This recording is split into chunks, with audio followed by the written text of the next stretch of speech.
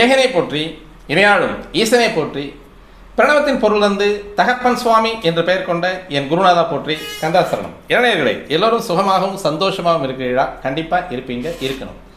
எல்லோருமே மனசுக்கு நிம்மதியாக வாழ கற்றுக்கலாம். அதுவே வாழ்க்கையின் மிக அருமருந்து. நீங்கள் நம்ம சேனலுக்கு புதிய பார்வையாளராக இருக்கீங்க அப்படின்ற மாதிரி கண்டிப்பாக நம்ம சேனலுக்கு ஒரு சப்ஸ்கிரைப் பண்ணிக்கங்க. இன்றைய பதிவு ஜோதிட சாஸ்திரத்தின் தலைமை சுபகிரகமான குருவை பற்றி தான் பார்க்க போகிறோம். குரு ஏன் தலைமை சுபகிரகம் அப்படின்ற ஒரு அந்தஸ்துக்கு வர்றார்? மற்ற கிரகங்கள் எல்லாம் வந்து சுபகிரகங்கள் இல்லையா அப்படின்னா, கண்டிப்பாக எல்லா கிரகங்களும் எல்லா நேரங்களிலும் ஒவ்வொரு தன்மையை கொண்டது. ஒரு ஜாதகருக்கு 9 கிரகங்களின் அனுகிரகங்களும் இருந்தால் மட்டும்தான் அந்த ஜாதகர் வாழ்க்கையில் மேலான உயர்வான வாழ்க்கையை வாழ முடியும். இல்லை அப்படின்னா கண்டிப்பாக அது முடியாது. எப்படி ஒரு ராசியில் இருக்கக்கூடிய 12 கட்டங்களும் சிறப்பாக அமையணுமோ, அதே மாதிரி இந்த 9 கிரகங்களும் ஒரு ஜாதகருக்கு வந்து நல்லா சப்போர்ட் பண்ணும். அப்போ தான் வந்து அது தெளிவான முறையில் அந்த வாழ்க்கை போகும். அதே இதில் வந்து 6, 8, 12 வருது இல்லையா? அது மாதிரி சில நேரங்களில் வந்து இந்த சுபகிரகங்களும் இடர்பலனை செய்யக்கூடிய ஒரு அமைப்பு இருக்குது. அசுப கிரகங்கள் அப்படின்னு சொல்லக்கூடிய கிரகங்களும் நல்ல பலன்களையும் அல்லது இடர்பலன்களையும் தரக்கூடிய ஒரு அமைப்பு இருக்குது. இந்த கிரகங்களில் பொதுவாக என்ன பொறுத்த வரைக்கும் சுபகிரகம் அசுப கிரகம் அப்படின்றதெல்லாம் கிடையாது. ஒவ்வொன்றும் ஒவ்வொரு வகையில் சிறப்புத்தன்மை வாய்ந்தது. என்ன அதனுடைய உருவமும் வெளிப்பாடும் தோற்றமும் அப்படின்னு சொல்லக்கூடியது ஒரு மனிதனுக்கு சந்தோஷத்தை தரக்கூடிய நிகழ்வுகளை தருபவர்கள் அப்படின்னு சொல்லக்கூடிய கிரகங்கள் சுபகிரகங்களாகவும், அதையே கஷ்டம், அது வந்து துக்கம் கிடையாது, அதையே கஷ்டத்தை தரக்கூடிய மனித வாழ்க்கையில் வந்து உடல் உழைப்பு, நோய், இன்னவிர உறவுகள் பிரிவு அப்படின்னு சொல்லக்கூடிய கிரகங்களுக்கு, அதான் அந்த குணங்களுக்கு காரகத்துவமாக இருக்கக்கூடிய கிரகங்களுக்கு அசுப கிரகங்கள் அப்படின்னு சொல்லியிருக்கக்கூடிய, மற்றபடி அது எல்லாமே அதே மாதிரி 200 வருஷம் 300 வருஷம் 400 வருஷம் வாழ்க்கையில் வாழ்ந்தாலும் போர் அடிச்சு போயிடும். அந்த நேரத்தில் நமது உடல் நலிவு, தேக நலிவு, மனநலிவு, இல்லாமை அப்படின்னு சொல்லக்கூடிய ஒரு அமைப்புக்கு கொண்டு வரக்கூடிய ஒரு கிரகம் இல்லை அப்படின்னா கண்டிப்பாக வந்து நமக்கே போர் அடிச்சிடும். அப்போ அந்த நேரத்தில் வந்து அந்த சனியோ 8ஆம் இடத்ததிபதியோ லக்னாதிபதி கெடாமல் இருந்து இறப்பை தழுவாமல் இருந்தாலும் அதுவும் ரொம்ப மிக மிக கொடுமையான ஒரு விஷயமா போயிடும். அப்போ அந்த ஜோதிட சாஸ்திரத்தில் வந்து சுபகிரகம் அப்படின்ற வரிசையில் எந்த கிரகத்தையும் வச்சுக்க முடியாது, அசுபகிரகம் அப்படின்ற வரிசையிலையும் எந்த கிரகத்தையும் வச்சுக்க முடியாது. கலந்து தரக்கூடிய கிரகங்கள் அப்படின்றத வந்து ஒருத்தனை வந்து மிகப்பெரிய கோடீஸ்வரனாக்கி வச்சிருவான் சனீஸ்வரன், மற்ற வழி குழந்தைகள் இல்லாமல் செஞ்சு வச்சிடும். அப்போ பல குழந்தைகளை கொடுத்துருவான் குரு, தொழிலெல்லாம் பண்ணிடுவான். அப்போ ரெண்டுமே வந்து சமமாக இருக்கக்கூடிய கிரகங்கள், சமபங்கில் இருக்கக்கூடிய கிரகங்கள், நேர் எதிர்த்தன்மைகள். அதாவது வந்து ஜோதிட சாஸ்திரத்தின் மிக கொடூரமான கிரகம் கெடு கிரகம் அப்படின்னு சொல்லக்கூடிய அந்தஸ்துக்கு வரக்கூடியவர் வந்து சனி. ஏன்னா அவர் தான் வந்து ஒரு மாதிரி வந்து பேட் பிளானட் அப்படின்னு சொல்லக்கூடிய ஒரு அமைப்பில் சனி வருவார். சுப கிரகம் அப்படின்னு சொல்லக்கூடிய இடத்துல குரு வருவார். அதிகப்படியான குழந்தை குட்டி இருந்தாலும் பணமும் தொழிலும் இல்லை அப்படின்னா கண்டிப்பாக அவங்கள வளர்த்த முடியாது. இப்போ வாழ்க்கை வந்து கசப்பாயிடும். அதேமாரி அதிகமான பணமும் செல்வமும் செல்வாக்கும் இருந்தாலும் குழந்தை செல்வம் அப்படின்னு சொல்லக்கூடிய ஒரு செல்வம் இல்லை அப்படின்னா அதுவும் வந்து அந்த வாழ்க்கையில் போர் அடிச்சிடும். அப்போது சுபகிரகங்கள் அப்படின்னு சொல்லக்கூடியது ஒரு பார்ட்டை எடுத்துக்குது ஒரு ஜாதகருடைய ஜாதகத்தில். அதேமாதிரி அசுப கிரகங்கள் அப்படின்னு சொல்லக்கூடியதும் ஒரு பார்ட் எடுத்துருக்குது. தத்தம் பிரிவுகளில் தெளிவான ஒரு பலனை செய்யக்கூடிய சுப அசுப கிரகங்கள் கலவையே ஒரு ஜாதகருக்கு வந்து உயர்வான வாழ்க்கையை தரக்கூடிய ஒரு அமைப்பாகும். அதில் வந்து இந்த தலைமை சுபகிரகம் அப்படின்ற பேர் இவருக்கு ஏன் வந்தது அப்படின்னா, மனிதனுக்கு சந்தோஷத்தை தரக்கூடிய நிகழ்வுகள் எல்லாம் இவர் தர்றதுனால இவருக்கு வந்து சுபகிரகம் அப்படின்னு சொல்லக்கூடிய ஒரு அந்தஸ்தும் பெயரும் வந்தது. அதே மாதிரி இன்னொரு விஷயம், அறிவியல் ரீதியாக பார்த்தோம் அப்படின்னாலும் இந்த குரு அப்படின்னு சொல்லக்கூடியவர் நமது சூரிய மண்டலத்தின் கடைசிக்கு முதல் கிரகமாக இருக்கார். மிகப்பெரிய கிரகமாக இருக்கிறதுனால உருவத்தில் பெரியவர், ஜெயண்ட் அப்படின்னு சொல்லக்கூடிய மிக கனமான கிரகம் அப்படின்றதுனால நமது பூமிக்கு ஒரு பாதுகாப்பு அரணாக இருக்கக்கூடிய கிரகம் அப்படின்றது வந்து குரு. அதனால தான் இந்த குரு அப்படின்றது வந்து நமது ஜோதிட சாஸ்திரத்தில் சுபகிரக அந்தஸ்தை பெற்ற ஒரு கிரகமாக இருக்குது. மற்றபடி ஜோதிட சாஸ்திரத்துக்குள்ளே வந்து அவர் பார்க்கக்கூடிய பார்வைகளில் குரு பார்த்தால் கோடி நன்மையை தருவார், குரு பார்க்க கோடி குற்றங்கள் நீங்கும் அப்படின்றதெல்லாம் ஜோதிட மொழிகள். அதெல்லாம் வந்து இது ஜோதிடத்தில் நம்ம எடுத்துக்கக்கூடிய ஒரு மொழிகளாக இருந்தாலும் இயற்கை அரண் அப்படின்னு சொல்லக்கூடியது பூமிக்கு வரக்கூடிய எரிக்கற்கள், மற்ற விஷவாயுக்கள், சனியினால் வரக்கூடிய மந்த வாயுக்கள், மந்தமான ஒரு செயல்களை தடுக்கக்கூடியவராக இருக்கக்கூடியவர் குரு அப்படின்றதுனால தான் இந்த குரு இயற்கையாகவே பூமிக்கு பாதுகாப்பாளனாக இருக்கிறதுனால ஜோதிட சாஸ்திரத்திலும் அவர் சுபகிரக வரிசையில் உட்கார்றார். சரி, இவருடைய குணங்கள் என்ன அப்படின்னு பார்த்தோம்னா, குரு காலபுருஷ தத்துவத்திற்கு 9, 12 குடையவர், பாக்கிய விரையாதிபதி. ஏன் பாக்கிய விரையாதிபதிக்கு வர்றாரு? பாக்கியத்தில் 9ஆம் இடம் அப்படின்னு சொல்லக்கூடிய இடத்துல மூலத்திரிகோணம், தனுசு ராசியில் மூலத்திரிகோணம். 12ஆம் இடம் அப்படின்னு சொல்லக்கூடிய அவருடைய இன்னொரு வீடு அப்படின்னு சொல்லக்கூடிய மீன ராசியில் விரயம். நல்லபடியான வாழ்க்கை வாழ்ந்தீங்கன்னா மோட்சம் நல்லா இருக்கும். கொஞ்சம் தருதலையாக வாழ்ந்த அப்படின்னா உனக்கு வரக்கூடியது சீக்கிரமான, அதாவது இந்த சுப மோட்சம் அப்படின்றது அசுப மோட்சத்தை கொடுக்கக்கூடியது, சீக்கிரமே வெளியே நீ போய்க்கலாம் அப்படின்றத சொல்லக்கூடியது தான் இந்த 9, 12 அப்படின்ற ஒரு தத்துவார்த்தத்தை குறிக்கக்கூடிய ஒரு அமைப்பு. அப்போ இந்த 9ஆம் இடம் அப்படின்னு சொன்னால் என்ன, அதனுடைய காரகத்துவம் என்ன? குருவுக்கு முன்னால் 9ஆம் இடத்தினுடைய காரகத்துவத்தை பார்த்துப்போம். தந்தை முதல்ல வரக்கூடியது, உறவினர் வரக்கூடியது அந்த 9ஆம் இடம் அப்படின்னு சொல்லக்கூடிய தந்தை. மேலோர்கள், மேன்மக்கள், உயரறிவு, தெளிவான சிந்தனை, உயர்ந்த சிந்தனை, மாண்பு, மரியாதை, அந்தஸ்து, தெய்வ வழிபாடு, தெய்வ சிந்தனை, தெய்வ சுற்றுலாக்கள், இது எல்லாமே ஒரு மனிதனை உயர்ந்த மனிதனாக, உயர்ந்த குணமுள்ள மனிதனாக மாற்றக்கூடிய உயர்ந்த சிந்தனைகளை கொடுப்பவர் குரு. அதனால தான் அவர் 9க்கு அதிபதியானார். அந்த 9ஆம் பாவத்தினுடைய காரகங்கள் இதே தான் குருவனுடைய காரகங்களும் அதிகபட்சமாக ஒத்து வரக்கூடிய காரகங்களாக இருக்கும். நல்ல கல்வி, தெளிவான அறிவு, படைப்புகள், தெளிவான வழி நடத்துதல். அதான் ஒரு குரு ஒருத்தருக்கு மேம்பட்ட கிரகமாக, வலுப்பெற்ற கிரகமாக இருந்தது அப்படின்னா அவர் எல்லாத்தையுமே வழிநடத்தக்கூடிய ஒரு ஆசான் அப்படின்னு சொல்லக்கூடிய நிலைமைக்கு போயிடுவார். தங்கிட்ட இருக்கக்கூடியதை மற்றவங்களுக்கு கொடுக்கக்கூடிய மிக உயரிய குணமாக இருக்கக்கூடியவர் குரு. அப்போ அவர் கற்ற கல்வியில் இருக்கக்கூடிய நுணுக்கம், அந்த நுணுக்கத்தை தனது மாணாக்கர்களுக்கு சொல்லிக் கொடுத்து அந்த நுணுக்கத்தில் அதிகமாக அவங்க தன்னையோட மேலே போகும்போதும் அவங்க மேலே ஒரு வித்தியாசமான ஒரு மனப்பான்மை, நம்ம பையன் அதாவது நம்ம வளர்த்தது நம்ம மேலே போயிடுச்சு அப்படிங்கிற அவங்க மேலே அந்த பொறாமை குணம் இல்லாத ஒரு விஷயத்தை வச்சுக்கக்கூடியவர் தான் குரு. அப்போ தன்னிடம் இருக்கக்கூடிய அனைத்தையுமே மற்றவங்களுக்கு கொடுக்கக்கூடியவனாக, உபயராசிகளுக்கு சொந்தக்காரனாக இருக்கக்கூடியவன் தான் குரு. அவருடைய ராசி 2மே உபயராசி. அப்போது பிறருக்காக உழைக்கிறதும், பிறருக்காக வாழ்கிறதும், பிறருடைய நலனில் தன் நலனை காண்பதும், பிறருடைய சந்தோஷத்தில் தன் சந்தோஷத்தை காண்கக்கூடிய ஒரு விஷயமா இருக்கக்கூடியவர் தான் இந்த குரு.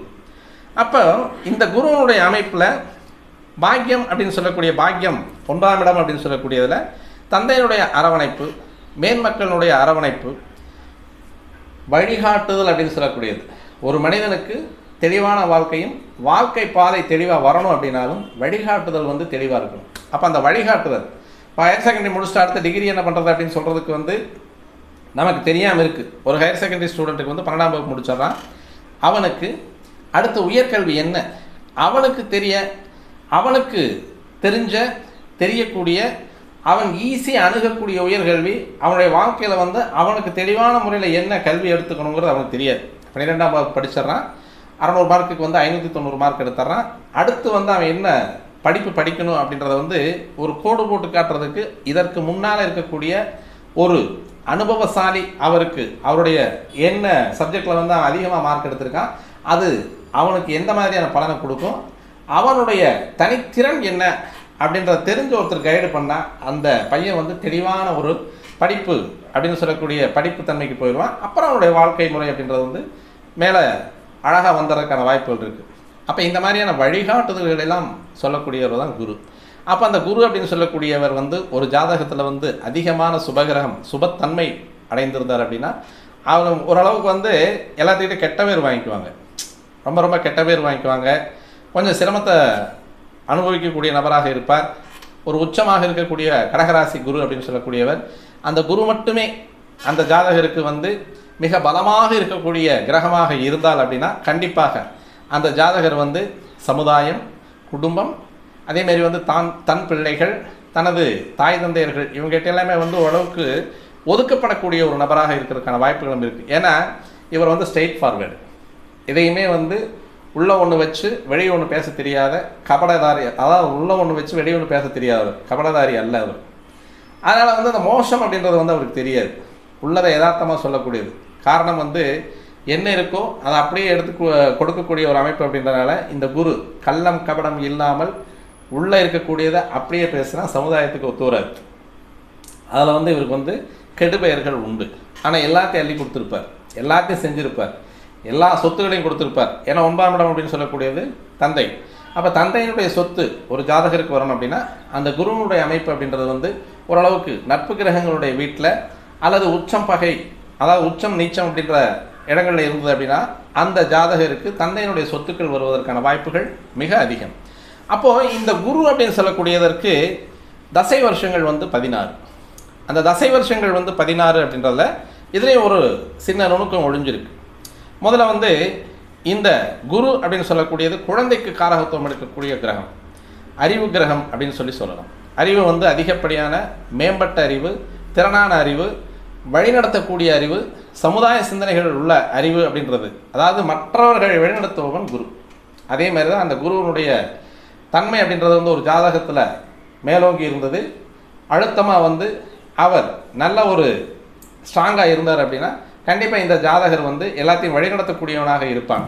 இவருக்கு வந்து அரசாங்கம் தேவையில்லை, அரசாட்சி தேவையில்லை, அரசாங்கத்திற்கு உபயோகப்படக்கூடிய மக்களுக்கு நல்ல கருத்துக்களாக போய் சேரக்கூடியதை அரசாங்கத்துக்கிட்ட சொல்லி வலியுறுத்தக்கூடிய ஒரு அமைப்பில் இருக்கக்கூடியவர் தான் குரு. அப்போ இப்பேற்பட்ட குருவுக்கு வந்து வருஷம், அதாவது தசை வருஷம்ன்றது வந்து 16. ஆன்மக்காரகன் அப்படின்னு சொல்லக்கூடியது. ஏன்னா ஒவ்வொரு கிரகம் வந்து எல்லாமே அந்த ஜோதிட சாஸ்திரத்தில் ஒவ்வொரு கிரகத்தினுடைய பங்கும் ஒரு ஜாதகருக்கு மிக மிக முக்கியமானவை அப்படின்னு சொல்லிடுறோம். இது ஏன் இந்த வருஷம் வந்து 16, இந்த குருவுக்கு வந்து தசை வருஷங்கள் 16 வந்தது. அதே மாதிரி வந்து சிறப்பு பார்வை அப்படின்னு சொல்லக்கூடியது இருக்குது. எல்லா கிரகங்களுக்குமே பொதுவான பார்வை அப்படின்றது வந்து 7ஆம் பார்வை. ஆனால் 3 கிரகங்களுக்கு வந்து சிறப்பு பார்வைகள் இருக்குது. குருவுக்கு வந்து 5, 9, செவ்வாய்க்கு வந்து 4, 8, சனிக்கு வந்து 3, 10. தெளிவான அமைப்பில் தான் கொடுத்துருக்காங்க. அப்போ இதில் வந்து இந்த செவ்வாயின் சனி அடுத்தடுத்த வீடியோக்களில் பார்த்துக்கலாம். இந்த குருவிற்கான சிறப்பு பார்வைகள், குருவின் தசை வருஷங்கள் ஏன் 16, குருவிற்கான சிறப்பு பார்வைகள் ஏன் 5, 9, குருவிற்கான அந்த காரகத்துவங்கள் ஏன் இந்த மாதிரி அமைது, ஏன் காலவருஷ தத்துவத்தின் 9ஆம் 12ஆம் இடத்திற்கு அதிபதியாக வருகிறார், இது எல்லாமே நல்ல தெளிவாகவே பார்த்துருவோம். இப்போது தசை வருஷங்கள் 16 இது வந்து குழந்தைக்கு காரகத்துவம் எடுக்கக்கூடிய ஒரு கிரகம். திருமணம், குழந்தை, நல்ல அறிவு, பெரும் கல்வி, சாஸ்திர கல்வி, நிபுணத்துவம், இதையெல்லாமே கொடுக்கக்கூடியவன் தான் குரு. அதனால தான் தலைமை சுபகிரகம் அப்படின்னு சொல்கிறோம். ஒருத்தருக்கு அறிவில்லாமல் மூடனாக இருக்கும் பொழுது அவனை வந்து சமுதாயம் ஏற்றுக்கொள்வது இல்லை. தாயை தவிர மற்றவங்க யாரும் ஏற்றுக்க மாட்டாங்க. தந்தை கூட சில நேரங்களில் வந்து உதறி இருக்கிறதுக்கான வாய்ப்புகள் இருக்குது. ஏன்னா அவர் தான் திட்டுவார், மார்க் எடுக்கலை, ஓரளவுக்கு வந்து படிப்பறிவு இல்லை, சமுதாயத்துக்கு புறம்பாக இருக்குது அப்படின்னா எனக்கா பிறந்த தரித்திரம் அப்படின்ற மாதிரியான வார்த்தைகளெல்லாம் நிறைய வரும். அந்த இடத்துல இருந்து தகாத வார்த்தைகளை தந்தை சொல்லுவார். ஆனால் தாய் வந்து எந்த காரணத்திலையும் ஒரு குழந்தையை விட்டு கொடுத்துக்க மாட்டான். அப்போ உயர்வான அறிவு, மேம்பட்ட அறிவுகளை கொடுக்கக்கூடியவர் வந்து குருவாக இருக்கிறார். சமுதாயத்திற்கு ஏற்ற அறிவை கொடுக்கக்கூடியவனாக குருவாக இருக்கார். அதேமாதிரி அவருக்கு வந்து தசை வருஷங்கள் 16 அப்படின்னு சொல்லியிருக்கோம். பார்வை வந்து 5ஆம் பார்வை சிறப்பு பார்வையாகவும் 9ஆம் பார்வை சிறப்பு பார்வையாகவும் இருக்குது. இது எல்லாமே ஒரு கோர்வையாக தான் வரும். அந்த கோர்வையாக வரக்கூடியது இப்போது மாதா பிதா குரு தெய்வம். அப்போ இந்த மாதா பிதா குரு தெய்வம் அப்படின்னு சொல்லக்கூடியதில் மாதா அப்படின்னு சொல்லக்கூடியது ஜோதிட சாஸ்திரத்தில் சந்திரன் அப்படின்னு சொல்லக்கூடிய கிரகம் தான். அதாவது வந்து காரகத்துவம், உறவின் காரகம் அப்படின்னு சொல்லி எடுத்தோம் அப்படின்னா அன்னைக்கு சந்திரன், தந்தைக்கு சூரியன். இதே ஜாதகருக்கு எடுக்கும் பொழுது மனம் அப்படின்னு சொல்லக்கூடியதற்கும் உடல் அப்படின்னு சொல்லக்கூடியதற்கும் சந்திரன் காரகத்துவம் எடுப்பார். ஆன்மக்காரகன் அப்படின்னு சொல்லக்கூடியவன் சூரியன். அப்போ இவங்க 2 பேர்த்துக்குமே தசை வருஷங்கள் பார்த்தோம் அப்படின்னா சந்திரனுக்கு தசை வருஷங்கள் 10. அவருடைய தசைகள், அந்த தசையில் வந்து சந்திரனுடைய தசையில் வந்து அந்த வருடங்கள் அப்படின்னு சொல்லி எடுத்து பார்த்தோம் அப்படின்னா 10. சூரியனுக்கு தசை வருஷம் 6. அப்போ இந்த 2மே சேர்ந்தாதான் ஒரு குழந்தை வரும். அதனால தான் குருவுக்கு வந்து குழந்தைக்கு காரகத்துவம் எடுக்கக்கூடியவன் வந்து குரு. அப்போ இந்த குருவனுடைய நிலைப்பாடு ஒரு ஜாதகத்தில் வந்து கெட்டிருந்தா ஒரு நீச்சமாக இருக்கார் அல்லது வக்கரமாக இருக்கார், 6, 8, 12 மறைஞ்சிருக்கார் அப்படின்னு பார்த்தோம்னா இந்த குழந்தை அப்படின்னு சொல்லக்கூடிய குருவிற்கு வாய்த்த தாயும் தந்தையும் அப்படின்னு சொல்லக்கூடிய தாய் தகப்பனுடைய உறவுகளில் அவங்களுடைய குடும்ப வாழ்க்கையில் வந்து ஒரு விரிசலோ நெரிசலோ அல்லது மன நெருடலோடவா வாழ்ந்துட்டு இருப்பாங்க அப்படின்றதான் உண்மை. ஏன்னா இந்த சந்திரனுடைய தசை வருஷங்கள் 10, சூரியனுடைய தசை வருஷங்கள் 6 சேரும் பொழுது தான் தாயும் தந்தையும் இணையும் பொழுது வரக்கூடிய ஒரு உயிர் தான் அடுத்து வரக்கூடிய குழந்தை குரு. குரு தான் குழந்தைக்கு காரகத்துவம் எடுக்கக்கூடியவன். குரு தான் திருமணத்துக்கும் காரகத்துவம் எடுக்கக்கூடியவன். அதாவது திருமணத்தை நடத்தி வைப்பவன். ஒரு மாப்பிள்ளைய பொண்ணுக்கு மாப்பிள்ளையை காமிக்கக்கூடியவனே குரு தான். இப்போ குரு நோக்கம் வந்தாச்சு, வியாழ நோக்கம் வந்தாச்சு. குரு வந்து 5, 7, 9 ராசியிலிருந்து 2ஆம் இடத்துலையோ அல்லது லக்கணத்திலிருந்து 2ஆம் இடத்துலையோ, லக்கணத்துக்கு 5, 7, 9 குரு சஞ்சரிக்கக்கூடிய காலம், அல்லது 7ஆம் இடத்தை பார்க்கக்கூடிய காலம், அல்லது 2ஆம் இடத்தை பார்க்கக்கூடிய காலம் திருமணம் அப்படின்னு சொல்லக்கூடிய ஒரு அமைப்பு. 5ஆம் இடத்தை பார்க்கக்கூடிய காலம் குழந்தை பேரு அப்படின்னு சொல்லக்கூடிய ஒரு அமைப்பு. அதேமாதிரி 7ஆம் இடத்தை பார்க்கக்கூடிய காலம், அதேமாதிரி 11ஆம் இடத்தை பார்க்கக்கூடிய காலம் ஒரு ஜாதகருக்கு வந்து கர்ப்பம் தரிக்கக்கூடிய ஒரு காலமாக இருக்கக்கூடியது குருவினுடைய பார்வையில் வரக்கூடியது. அப்போ இந்த சந்திரன் அப்படின்னு சொல்லக்கூடிய உடல்காரகன் 10 வருஷமும், அதேமாதிரி தாய் அப்படின்னு சொல்லக்கூடியதற்கான 10 வருஷம் சந்திரனும் சூரியனும் அப்படின்னு சொல்லக்கூடிய தந்தையும் ஒன்று சேரும் பொழுது, அதாவது வந்து தந்தைக்கு காரகத்துவம் எடுக்கக்கூடியவர் வந்து சூரியன், தாய்க்கு காரகத்துவம் எடுக்கக்கூடியவன் சந்திரன், 2 பேரும் ஒன்றா இணையும் பொழுது குழந்தை அப்படின்னு சொல்லக்கூடிய காரகத்துவம் கொண்ட கிரகம் அப்படின்றது வந்து குரு வெளியே வரும். அப்போ இந்த குழந்தை பிறக்கக்கூடியது குழந்தைக்கு வந்து காரகத்துவம் எடுக்கக்கூடிய கிரகம் குருவாக இருக்கக்கூடிய காரணமும், அதேமாரி 5ஆம் பாவம் அப்படின்னு சொல்லக்கூடியதும் பஞ்சமஸ்தானத்திற்கு பார்வையை செலுத்தக்கூடியவனுமாக இருப்பவன் குருவே. அப்போ நமது அடுத்த தலைமுறை அப்படின்னு சொல்லக்கூடியது வழி வழியாக வரக்கூடிய வம்சாவழியை குறிக்கக்கூடியவன் குரு. அப்போ 5ஆம் இடம் அப்படின்னு சொல்லக்கூடியது பூர்வ புண்ணியஸ்தானம். அப்போ அந்த 5ஆம் பாவம் தான் குழந்தையை குறிக்கக்கூடிய இடம். அதே 9ஆம் பாவத்திற்கு வந்து இவர் வந்து மூலத்திரிகோணம். அப்போ வம்சாவழியை குறிக்கக்கூடிய கிரகமாக வருபவனும் இந்த குருவை. அப்போ ஒருத்தருக்கு வந்து ஜாதகத்தில் குருவை வச்சு பார்த்தோம் அப்படின்னா இவருக்கு குழந்தை இருக்கா, வம்சாவழி நல்லா இருக்கா, தந்தையும் தாயும் சுகமாக இருக்கிறார்களா, அந்த தந்தையும் தாயும் தனது குடும்ப வாழ்க்கையில் மன ஒற்றுமையோடு வாழ்ந்திருக்காங்களா அப்படிங்கிறத வந்து குருவை வச்சு பார்த்தாலே தெரியும். அப்போ இத்தனை பிரச்சனைகளை வந்து குரு தெளிவாக எடுத்து நடத்துறதுனால தான் அவருக்கு வந்து சுபகிரகம் அப்படின்ற ஒரு அந்தஸ்தும் அந்த தகுதியும் வருது. அப்போது இந்த குருவனுடைய ஒரு நிலைப்பாடு அப்படின்றது வந்து ஒரு ஜாதகத்தில் ஒரு மகர ராசியில் இருக்கார் நீச்சமான குரு அப்படின்னா, இந்த குழந்தையினுடைய தந்தை தாய் ஏதோ ஒரு வகையில் அவங்களுடைய குடும்ப வாழ்க்கையில் ஒரு மனஸ்தாபத்தோடு வாழ்ந்துட்டு இருக்கக்கூடிய ஒரு அமைப்பில் தான் இருப்பாங்க. குழந்தைக்காக வாழணுமே அப்படின்ற ஒரு அமைப்பில் தான் அவங்க வாழ்ந்துட்டு இருப்பாங்க அப்படின்றதான் உண்மை. அப்போ இந்த குரு எந்தெந்த இடத்துல இருந்தால் நன்மையை தருவார், எந்தெந்த மாதிரியான, ஏன்னா ஏற்கனவே சொல்லியிருக்கோம் குரு பார்க்க கோடி குற்றங்கள் தீரும் அப்படின்றத சொல்லியிருக்கோம். குரு பார்க்கக்கூடிய இடத்தை விருத்தி செய்வார் அப்படின்னு சொல்லியிருக்கோம். அப்போ அந்த குருவிற்கான பார்வைகள் 5, 9 அப்படின்றது வந்து சிறப்பு பார்வைகள் அப்படின்னு சொல்லியிருக்கோம். அப்போ இந்த குரு அப்படின்னு சொல்லக்கூடிய கிரகம் ஒரு ஜாதகத்தில் கெட்டு போச்சு அப்படின்னா வம்சாவழி கெடும், நமக்கு பிறக்கக்கூடிய குழந்தைகளுடைய தன்மையை கெடுக்கும், அல்லது அந்த பிறந்த குழந்தைகள் 5ஆம் பாவம் நல்லா இருக்குது, 5ஆம் பாவாதிபதி நல்லா இருக்கார், ஒரு வழியாக வந்து குழந்தை பிறந்தாச்சு, வாரிசும் வந்தாச்சு, 5ஆம் இடம் பேசுது அப்படின்னாலே அந்த 5ஆம் இடத்தில் இருந்து வரக்கூடிய குழந்தை குரு கெட்டு போயிருந்தால் அவங்களுடைய வளர்ச்சியில் அவங்க வளரக்கூடிய விதமும் கொஞ்சம் வித்தியாசப்படும் அப்படின்றதான் இந்த குரு உணர்த்தக்கூடிய உண்மை. அப்போ இந்த குருவனுடைய தன்மை எங்கெங்கே இருந்தால் இந்த மாதிரியான கெடு பலன்களை எல்லாம் செய்வார். இப்போ இது வரைக்கும் சொன்னது வந்து குருவனுடைய நன்மையான பலன்களை சொல்லிட்டு வந்தோம். இந்த குரு வந்து கெடு பலன்களை எங்கெங்கே இருந்தால் செய்வார் அப்படின்னு பார்த்தோம் அப்படின்னா, பொதுவாகவே அவர்களுடைய நட்பு வீடுகளை தவிர பகை வீடுகளில் இருந்தால் இந்த குரு அந்த காரண காரியங்களை தவிர்க்காமல் செய்வார். அதாவது வந்து கெடு பலன்களை அதிகமாக கொடுப்பார் அப்படின்றத நம்ம தெளிவாக புரிஞ்சுக்கணும். இங்கே ஒரு ரூல் எப்போவுமே நான் சொல்கிறது, தர்ம திரிகோணாதிபதிகள் அப்படின்னு சொல்லக்கூடிய சூரியன், செவ்வாய், குரு, இவங்க 3 பேருமே அவங்க வீட்டில் திரும்பி உட்கார்ந்துட்டாங்க அப்படின்னா ஒரு காலம் இல்லை அப்படின்னாலும் ஒரு காலத்தில் உயர்ந்த ஜாதகனாக மாறுறதுக்கான வாய்ப்புகள் இருக்குது. புகழ், பெயர், அந்தஸ்து, பணம், பொருளாதாரம், நல்ல வாழ்க்கையை வாழக்கூடிய ஒரு அமைப்பு வந்து இந்த தர்ம திரிகோணாதிபதிகள் அந்த தர்ம திரிகோணத்திலேயே திரும்பி உட்காந்துட்டாங்க அப்படின்னா, சூரியன் மேசத்திலேயோ அல்லது செவ்வாய் சிம்மத்திலேயோ அல்லது செவ்வாய் தனுசுலேயோ அல்லது குரு மேஷத்திலேயோ அல்லது குரு சிம்மத்திலேயோ, இவங்க 3 பேர்த்துக்குள்ள ஏதோ ஒரு விஷயத்தில் வந்து அவங்க திருப்பி ஒரு வீட்டில் போய் உக்காண்டாங்கன்னா, செவ்வாய் மேஷம் சிம்மம் தனுசில், சூரியன் சிம்மம் தனுசு மேசத்தில், குரு தனுசு மேசம் சிம்மத்தில், இந்த 3 இடங்களில் இவங்க 3 பேருமே மாற்றி உட்காந்துட்டாங்கன்னா அந்த ஜாதகருக்கு அவருடைய வாழ்க்கையில் மிக உயர்ந்த நிலையை அடைஞ்சிட்டு தான் அவர் வந்து கண்டிப்பாக எல்லாத்துக்கும் தெரிகிற மாதிரி, இவரை வந்து எல்லாத்துக்கும் தெரியுதோ இல்லையோ, அதாவது வந்து இவருக்கு வந்து எல்லாத்துக்கும் தெரியுதோ இல்லையோ, இவரை வந்து எல்லாத்துக்குமே தெரியும் அப்படின்ற மாதிரியான அமைப்பில் இருந்து தான் அவர் வந்து அவருடைய வாழ்க்கையை முடிப்பார். அதே மாதிரி இந்த குரு அப்படின்னு சொல்லக்கூடியவருடைய சொந்த வீடுகள் ரெண்டுமே உபயராசி, தனுசு மீனத்தில் இருந்தாலும் பெரிய பாதகத்தை செய்ய மாட்டார். அவர் ஆட்சி பீடத்தில் இருக்கக்கூடிய குரு, அதனால் எந்த விதமான ஒரு கெடுதலான ஒரு பலனையும் தரமாட்டார். சனியினுடைய சம வீடில் இருக்கும் பொழுதும் இந்த குரு அதிகமான பாதிப்பை தருவது இல்லை.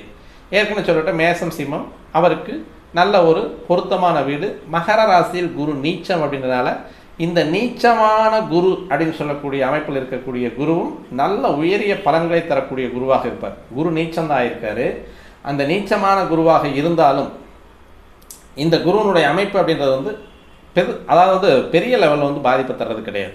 ஓரளவுக்கு ஒரு 100% கிடைக்கணும் அப்படின்ற மாதிரியான ஒரு எதிர்பார்ப்பில் இருக்கிறது ஒரு 40% குறைச்சி ஒரு 60% ஒரு பலனை வந்து நல்ல பலனை கொடுக்கறதுக்கு அவர் எப்போவுமே தவறதில்லை. நீச்சமாயிட்டாலும் கெட்டே போயிட்டாலும் அவர் வந்து அந்த பலன்களை தர மறுப்பதில்லை அப்படின்றத உண்மை.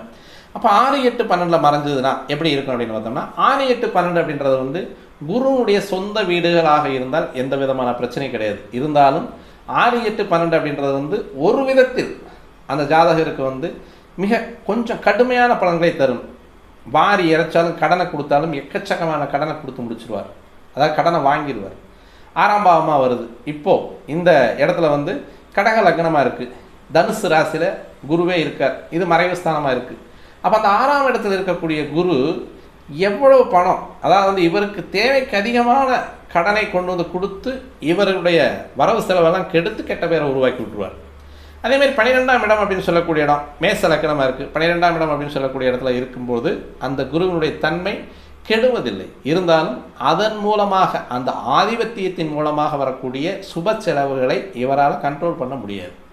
அப்போ அந்த 6ஆம் இடம் இந்த அளவுக்கு வந்து கடனை வந்து அதிகப்படியான கடனை கொடுக்கும். அதேமாரி அந்த கடனை கொடுக்கக்கூடிய குருவாகப்பட்டவர் கடனை அடைக்க வழி தெரியாமல் இருக்கும் பொழுதும், அதாவது அடைக்கிறதுக்கான வழி வாய்ப்புகள் வந்து தசாபுத்திகள் சரியாக வரும் பொழுது கடன் அடைகிறதுக்கான வாய்ப்புகள் இருக்குது. வழி தெரியாதப்போ வியாதிகளையும் அதிகமாக கொடுக்கறதுக்கான வாய்ப்புகள் இருக்குது. எப்போவுமே 6ஆம் இடத்ததிபதி 6ல் உட்காரும் பொழுது அந்த சிரமமான பலன்களை தருவார். அதிலையும் வந்து குருவுக்கு வந்து விதிவிலக்கும் இல்லை. அதே மாதிரியான எல்லா விஷயங்களும் அவர் தரதுக்கான வாய்ப்பு இருக்குது. 8ஆம் இடத்து குரு அப்படின்னு சொல்லக்கூடியவர் வந்து அதிகமான அதீத பலன்களை தரக்கூடியவர், வெளிநாடு பிரயாணங்களுக்கு செல்லக்கூடிய ஒரு அமைப்பை தரக்கூடியவர், மிக மிக நல்ல கனமான பணங்களை, கனமான முதலீடுகளை, கனமான சம்பாத்தியங்களை தரக்கூடியவராக 8ஆம் இடத்து குருவாக இருப்பார். அப்போ அந்த நேரத்தில் வந்து குரு தசையோ அல்லது குரு புக்தி ஏதோ ஒரு தசையில் வரக்கூடிய குரு புக்தியில் 8ஆம் இடம் வேலை செய்ய ஆரம்பிச்சதுன்னா அவங்க வந்து வெளிநாடுகளுக்கு சென்று அதே மாதிரி தனது மூதாதையர்கள் அப்படின்னு சொல்லக்கூடிய தந்தை வழியினுடைய மரபு சொத்துக்கள், தாய் வழியினுடைய மரபு சொத்துக்கள் எல்லாமே, ராகுவாக இருந்தால் தந்தை வழி, கேதுவாக இருந்தால் தாய் வழி, குருவாக இருந்தால் 2 வழியிலும் வரும். அவங்களுக்கான பண வரவுகள், சொத்து வரவுகள் அப்படின்றது வந்து இந்த குருவனுடைய அமைப்பில் வந்து கண்டிப்பாக வந்து சேரும். அப்போ 8ஆம் இடம் அப்படின்னு சொல்லக்கூடியது குருவுக்கு உகந்த இடமா அப்படின்னு பார்த்தோம் அப்படின்னா ஒரு வகையில் அவங்க வந்து தனது சொந்த இடத்தை விட்டு வெளியே போகிறவங்களுக்கு நன்மையான பலன்களை தர மறுப்பதில்லை குரு. ஆனால் அது எந்த இடமா இருந்தாலும் சரி, தனுசு ராசியாகவே 8ஆம் இடமா வந்து ரிஷப லக்னமாக இருந்தாலும் சரியே, அதே மாதிரி ஒவ்வொரு பாவகத்துக்கும் வரக்கூடிய 8ஆம் பாவத்தில் போயிட்டு குரு உட்கார்ந்தாலும் இந்த பலனை தர மறுப்பது இல்லை.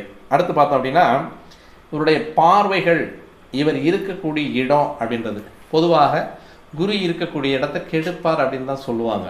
அப்போ குரு இருக்கக்கூடிய இடத்த கெடுக்கக்கூடிய இடம் அப்படின்றது எது எது அப்படின்னு பார்த்தோம்னா அவருடைய பகை வீடுகள் அப்படின்னு சொல்லக்கூடிய இடத்துல போய் உட்காந்தாருன்னா கண்டிப்பாக அந்த ஒரு வம்பு வழக்குகள் எல்லாம் மாட்டி விட்டுருவார்.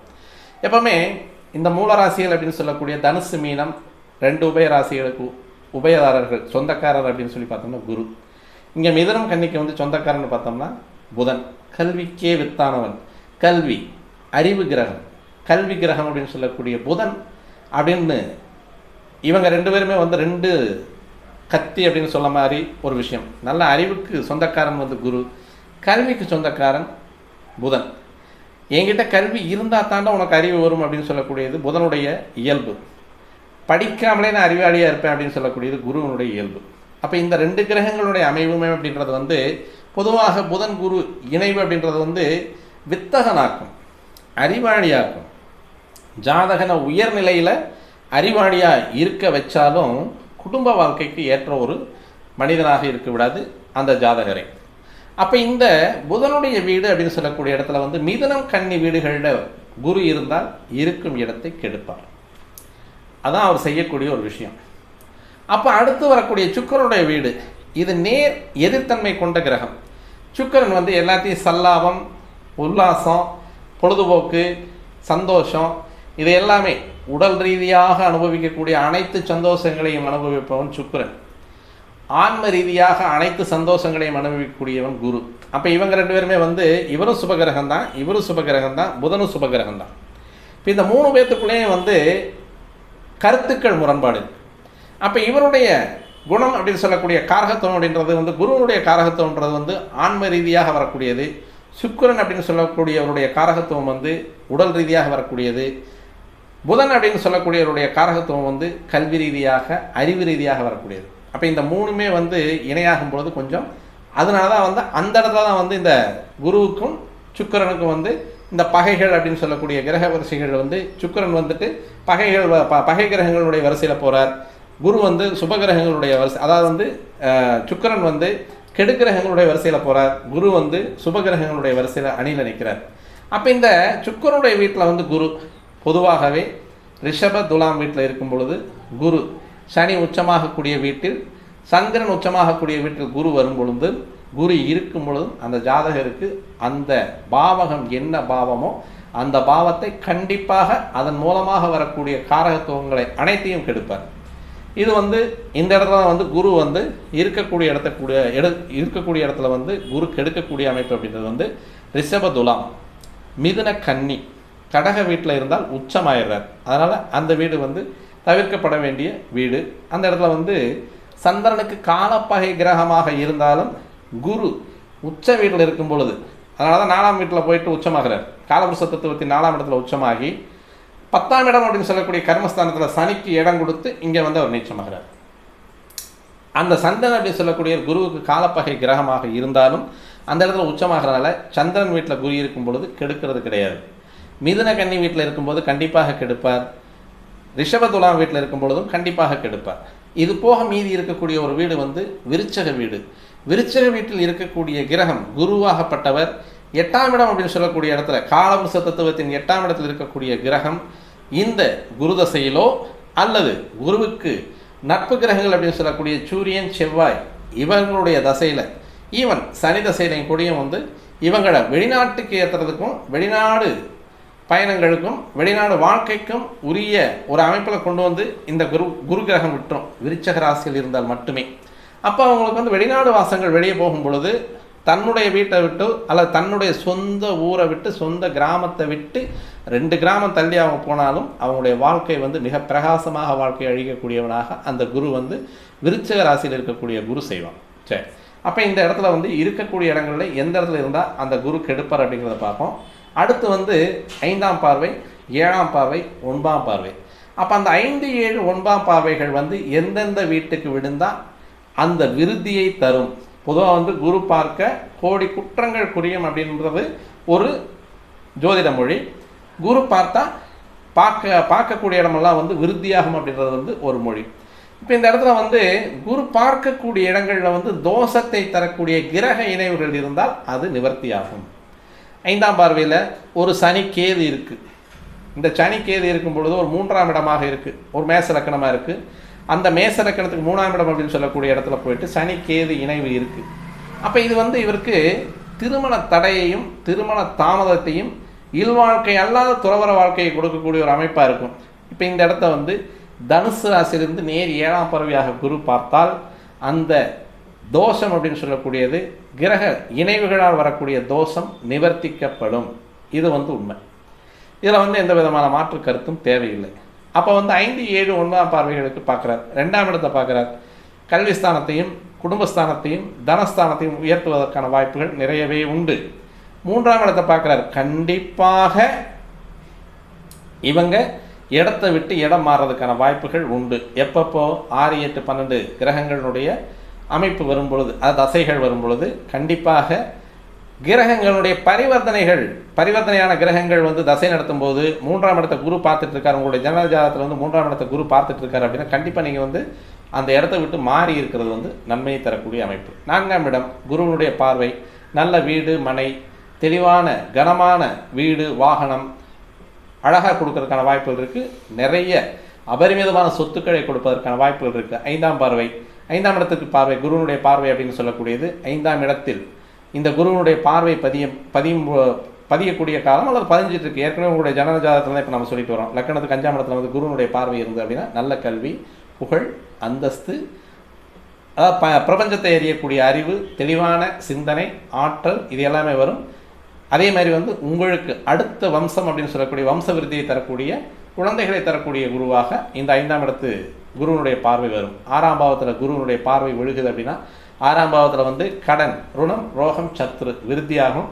கடன் நல்லா கிடைக்கும். கடன் வாங்குறதுக்கான வாய்ப்புகள் நிறையவே குரு உருவாக்கி கொடுப்பார். ஏன்னா பல்கான பணம் அப்படின்றது வந்து குரு. அந்த குரு வந்து 6ஆம் இடத்தை பார்க்குறாரு அப்படின்னா கண்டிப்பாக பண வரவுகள், அதாவது வந்து உங்களுக்கு நீங்கள் வந்து சம்பாதிச்சு பணத்தை வாங்குறீங்களோ இல்லையோ கடனை அதிகமாக வாங்குறதுக்கான வாய்ப்புகள் இருக்குது. அதே மாதிரி வந்து இந்த இடத்துல ருணத்தையும் ரோகத்தையும் கொடுக்கக்கூடிய ஒரு அமைப்பும் கண்டிப்பாக உண்டு. குருவினுடைய பார்வை விருதி தரும். அப்போ 6ஆம் இடத்தை பார்க்குறாரு. கடன் ஒழியுமா அல்லது கடன் வருமானு கேட்டோம்னா கடன் வருவதற்கான வாய்ப்புகள் தான் நிறையா இருக்க ஒழியறதுக்கான வாய்ப்புகள் நிறைய கிடையாது. அதே மாதிரி வந்து கடன் இருந்தால் ருணமும் ரோகம் வராது, வியாதி வராது. வியாதி இருந்தால் கடன் வராது. அப்போ இந்த ரெண்டில் வந்து உங்களுடைய தசாபுக்திகள் எப்படி இருக்குது அப்படிங்கிறத பார்த்தா ஒவ்வொரு டைமும் வந்து அந்த குருவினுடைய பார்வை வரும். கண்டிப்பாக 6ஆம் இடத்திற்கு வந்து குருவினுடைய பார்வை அவ்வளவு சிறப்பான பார்வை அல்ல. 7ஆம் இடத்திற்கு குருவினுடைய பார்வை சிறப்பான பார்வை. நல்ல சமுதாயம், அந்தஸ்தான ஒரு பாரம்பரியம், நல்ல கூட்டாளிகள், நல்ல நண்பர்கள், நல்ல சிநேகிதம், அருமையான மனைவி, அருமையான கணவன் இவங்களையெல்லாம் கொடுக்கக்கூடிய அமைப்பு வந்து 7ஆம் இடத்திற்கு உண்டு. கண்டிப்பாக 8ஆம் பார்வை அப்படின்னு சொல்லக்கூடியது வெளிநாடு போகிறவங்களுக்கு வந்து தெளிவான ஒரு நல்ல பலனை கொடுக்கக்கூடிய ஒரு குருவினுடைய பார்வையாக இருக்கும். 8ஆம் பார்வையில் குரு வந்தாலும் உங்களுக்கு தசாபுக்திகள் சரியில்லாமல் இருந்தது அப்படின்னாலும், கோச்சாரத்தில் வரக்கூடிய குருவாக இருந்தாலும், தசாபுக்திகளில் ஒரு சிரமமான ஒரு விஷயமாக இருக்குது அப்படின்னாலும், தசாபுக்திகள் நடந்துட்டு இருக்கும்போது அட்டமாதிபதியோ 6ஆம் இடத்ததிபதியோ 12ஆம் இடத்ததிபதியினுடைய தசையே நடந்துருந்தது அப்படின்னாலும் இந்த குருவினுடைய பார்வை அந்த இடத்தை இயக்கக்கூடிய ஒரு அமைப்பில் கெடு பலன்களை மட்டுமே செய்யும், சுப பலன்களை செய்யாது. அப்போ 9ஆம் பார்வை உண்மையிலேயே குருவுக்கான இயல்பான 9ஆம் பார்வை உங்களுடைய லக்கணத்துக்கு 9ஆம் இடத்துல விழுகுது. அப்படிங்கும்போது அழகான ஒரு நேர்த்தியான ஒரு வாழ்க்கையையும், நல்ல பெரிய மனிதர்களுடைய தொடர்பு, நல்ல மகான்களுடைய தொடர்புகளையெல்லாம் கொடுப்பதற்கான வாய்ப்பு, நல்ல அறிவு, மேன்மையான ஒரு வாழ்க்கை, சுயமான சிந்திக்கக்கூடிய அருமையான ஒரு தகவல்களை கொடுக்கக்கூடிய ஒரு அமைப்பு, இது எல்லாமே கொடுக்கும். 10ஆம் இடத்திற்கான பார்வை அப்படின்றது வந்து நல்ல தொழில் விருத்தியை தரக்கூடிய அமைப்பாக இருக்கும். சிந்தித்து செயலாற்றக்கூடிய தொழிலாக இருந்தாலும் சரி, சுய தொழிலாக இருந்தாலும் சரி, அரசாங்க தொழிலாக இருந்தாலும் சரி, எந்த விதத்தில் நீங்கள் வந்து தொழில் செய்யக்கூடிய ஒரு அமைப்பில் இருந்தீங்கனாலும் அந்த தொழில் அபரிமிதமான செல்வாக்கான நல்ல ஒரு வசதியான வாழ்க்கையை வாழக்கூடிய அளவிற்கு தொழில் வரக்கூடிய வருமானத்தை அதிகரித்து கொடுக்கக்கூடிய ஒரு அமைப்பு இருக்குது. 11ஆம் இடத்திற்கான குருவினுடைய பார்வை நல்ல உயர்கல்வி, பட்டயக்கல்வி, அனுபவ கல்வி, தெளிவான சிந்தனை, மூத்த சகோதரத்தோடு நல்ல இணக்கம், அதேமாதிரி பெரியோர்களோடு நல்ல இணக்கம், அறிவார்ந்த வாழ்க்கையை தரக்கூடிய ஒரு அமைப்பாக 11ஆம் பார்வைக்கு, அதாவது 11ஆம் இடத்துக்கு பார்வை அப்படின்றது வந்து தெளிவான அமைப்பை கொடுக்கும். அதேமாதிரி 12ஆம் இடத்திற்கு பார்வை அப்படின்னு சொல்லக்கூடியது இந்த குருவினுடைய பார்வை தேவையற்ற விரயங்களையும் அலைச்சல்களையும் ஒரே மாதிரி எந்த நேரத்துலையுமே வந்து அந்த வாழ்க்கையினுடைய அமைப்பு வந்து ஒரே மாதிரி இல்லாமல் பல கோணங்களில் வந்து அந்த ஜாதகரை வந்து அலைக்கழித்து கடைசியாக வந்து அந்த நிம்மதியின்மையை கொடுக்கக்கூடிய குருவினுடைய பார்வையாக 12ஆம் இடத்து பார்வை விழுகும். அப்போ ஒவ்வொரு இடத்துல ஒவ்வொரு பார்வை அப்படின்னு சொல்லக்கூடியது ஒவ்வொரு பாவத்தை லக்கணத்துக்கு பார்க்குறார். நல்ல ஒரு அறிவாளி, மாண்புமிகு மனிதன் அப்படின்னு சொல்லக்கூடிய அமைப்பில் தெளிவான சிந்தனை, திடமான சிந்தனை, நல்ல நோக்கம், நல்ல சிந்தனை, தர்மவாதியாக இருக்கக்கூடிய ஒரு அமைப்பை வந்து லக்கணத்துக்கு பார்க்கக்கூடிய ஒரு அமைப்பு. அப்போ 6, 8, 12ஆம் இடத்துக்கு குருவுடைய பார்வை விழுந்தாலும் அந்த குருவினுடைய பார்வை நன்மையை தரக்கூடிய பார்வையாக இருக்காது. இந்த இடத்துல வந்து கிரகங்களுடைய தோஷங்கள் இருந்தால் இந்த குருவினுடைய பார்வை அந்த தோஷங்களை நிவர்த்தி செய்யுமே ஒழிய, இப்போ 6ஆம் இடத்துல வந்து கெடு கிரகங்கள் இருக்குது. இப்போது இந்த இடத்துல சனிக்கேது இருக்குது. நல்ல ஒரு சூப்பரான ஒரு காம்பினேஷனாக இருக்கும். சனிக்கேது 3ஆம் இடத்துலையோ 6ஆம் இடத்துலையோ அல்லது 12ஆம் இடத்துல இருந்தால் கொஞ்சம் சிரமத்தை கொடுக்கக்கூடிய ஒரு அமைப்பாக இருக்கும். இப்போ 3ஆம் இடத்துல இருக்க 6ஆம் இடத்துக்கு இங்கே குரு பார்க்குறார். இப்போ இந்த சனிக்கேதனுடைய அமைப்பில் இருக்கக்கூடிய தோஷத்தை ஜாதகருக்கு விளக்குவார். 6, 8, 12 கெடுகிரகங்களுடைய அமர்வு இருந்து அது அந்த ஜாதகருக்கு தோஷத்தை கொடுக்கக்கூடிய அமைப்பாக இருந்தால் மட்டுமே இந்த 6, 8, 12 கிடைக்கக்கூடிய குருவனுடைய பார்வை நமக்கு நன்மையான பலனை தருமே ஒழிய மற்ற இடங்களில் வந்து இந்த குருவனுடைய பார்வை 6ஆம் இடத்துல ஒரு கிரகம் இல்லை சார், 8ஆம் இடத்துல ஒரு கிரகம் இல்லை சார், 12ஆம் இடத்துல ஒரு கிரகம் இல்லை சார் அப்படின்னா கண்டிப்பாக அந்த இடத்துல வந்து அந்த குருவனுடைய பார்வை நமக்கு பல நேரங்களில் அல்லல் தரும் பார்வையாகவே இருக்கும் அப்படின்றத சொல்லி நம்ம இதை வீடியோ முடிச்சுக்கலாம். மீண்டும் நல்ல ஒரு பதிவோடு உங்களை சந்திக்க வருகிற நண்பர்களே, வணக்கம்.